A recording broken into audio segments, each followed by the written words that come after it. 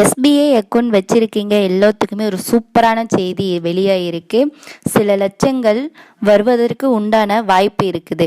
அதற்கு எப்படி நம்ம வழி கொண்டு போகணும் அப்படிங்கிறது எல்லாமே நான் இந்த வீடியோவில் சொல்லி மிகச் சிறப்பான முறையில் சொல்லியிருக்கேன். அதனால் வீடியோவை எந்த இடத்துலையும் ஸ்கிப் பண்ணாமல் பார்த்தீங்கன்னா இன்னும் அதிகப்படியான தகவல்களை நீங்கள் தெரிஞ்சிக்க முடியும். ஓகே, வாங்க இப்போ வீடியோக்குள்ளே போகலாம். இந்தியாவில் மிக பெரிய வங்கி அப்படின்னா எஸ்பிஐ வங்கின்னு சொல்லலாம். ஏன்னா அது மிக அதிகமான வாடிக்கையாளர்களை கொண்டுள்ள ஒரே வங்கி எஸ்பிஐ வங்கி அப்படின்னு சொல்லப்படுது. அந்த 8 லட்சம் வரக்கூடிய வங்கி தான் எஸ்பிஐ.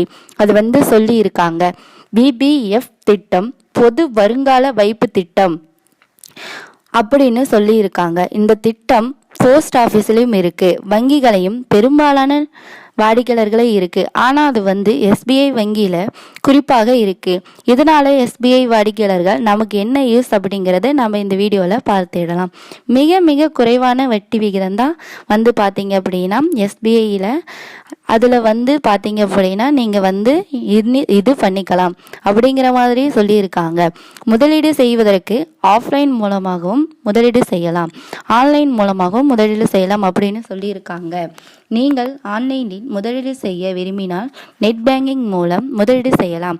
மாதம் 2500 ரூபாய் நீங்கள் சேமித்து கொண்டு வந்தால் வருடத்திற்கு 30,000 ரூபாய் சேமித்திருப்பீர்கள். 15 ஆண்டுகளுக்கு முதலீடு செய்தால் 4,50,000 ரூபாய் முதலீடு செய்து இருப்பீர்கள். இதன் கடைசியில் 8 லட்சம் ரூபாய் உங்கள் கையில் இருக்கும். 18 வயது கடந்தவர்கள் யார் வேண்டுமானாலும் இதை நீங்கள் தொடரலாம். பேங்க் அக்கௌண்ட் இருந்தாலே போதும்.